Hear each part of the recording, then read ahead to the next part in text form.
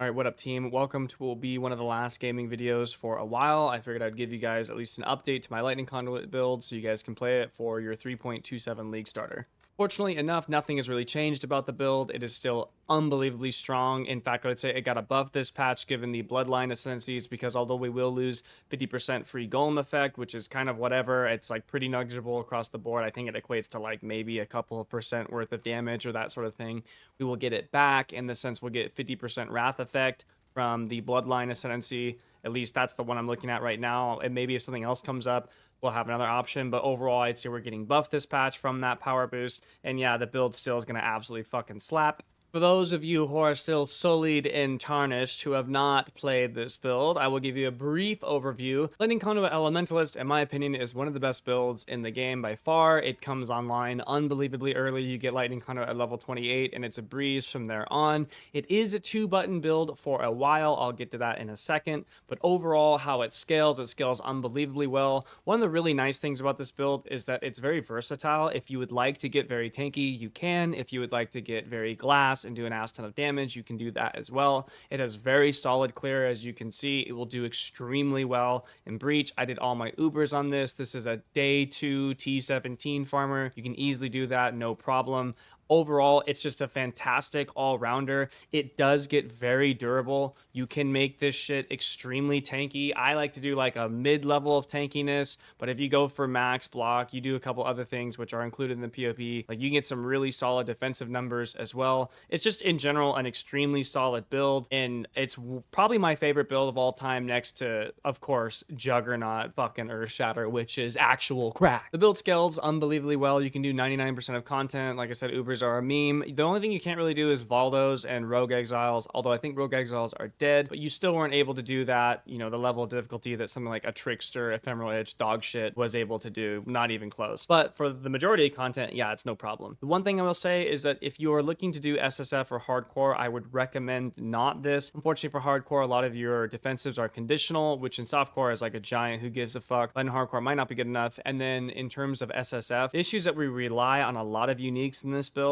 and the uniques really are critical and crucial to a lot of its functionality. Mind you, all of the uniques that we use are very like not rare, and they're extremely easy to get, so maybe that might influence your decision. Overall, I would not recommend hardcore SSF for this. To address a few miscellaneous points, I know Lightning Conduit Elementalist is technically a 2-button build, which it is, and you know, when you get to a boss, you're gonna have to use Orb of Storms or Curse, a bunch of other buttons, which is pretty typical of builds. But the actual mapping playstyle past a certain point, once you have a barracks, is that you really play more like a 1-button build. You kind of just use your travel skill and then use Lightning Conduit. Travel skill is Lightning Warp, and as long as you hit something with your Lightning Warp, which we do, and we're durable enough to just Lightning Warp right into packs and be fine, your barracks will chain the shock, and your Lightning Conduit will just infinitely chain so long as there's mobs around. It has a massive AoE. As long as you have the density for it, it has infinite targeting. It'll just infinitely chain, which is really dope. It's full screen clear, and you don't need 2 buttons. You pretty much never use Orb of Storms. If you're going against a boss or a big enemy, you will, of course, Orb of Storms, Berserk, Curse, Molten Shell, that sort of thing. But yeah, it plays a lot more like a 1-button build than I think people initially think. Another thing that is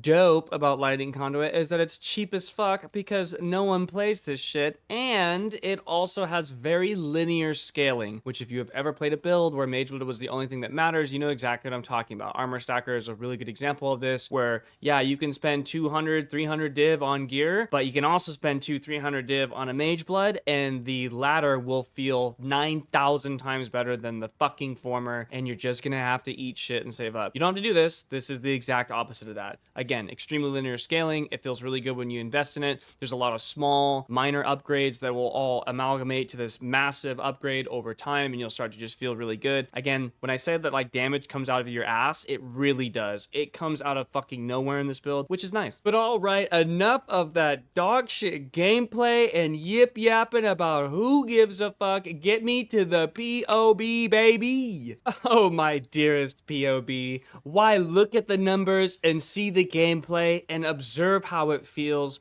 when we can think about how it mathematically adds up in a calculator.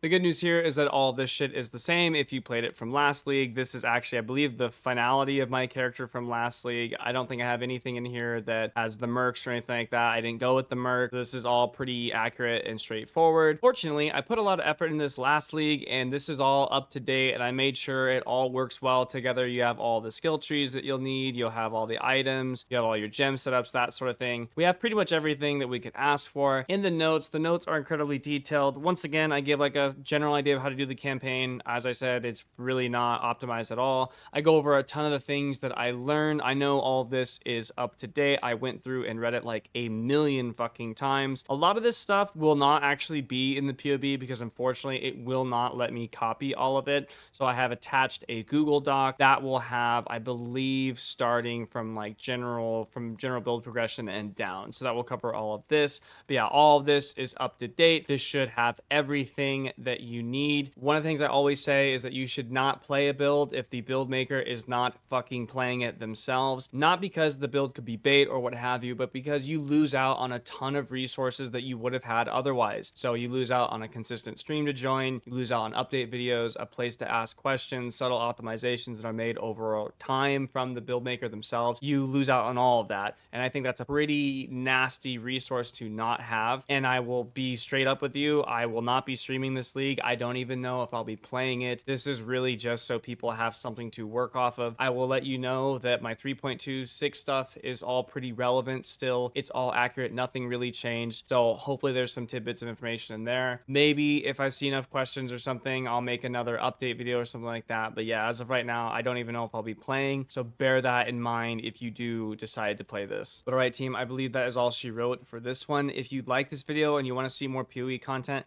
I recommend not subscribing because this is going to be one of the few remaining video game videos I do for a long time. I'm planning on moving away from a lot of that stuff. I'm not opposed to it. If I find, the passion for a game again, I'm happy to make videos on it. But as of right now, that's pretty much gone. So if you're looking for a new PoE creator, I would not recommend myself. But until then, I will see you guys in an update video in a couple weeks from now once I get kind of everything aligned and figured out. So deuces, boys. I'll see you then.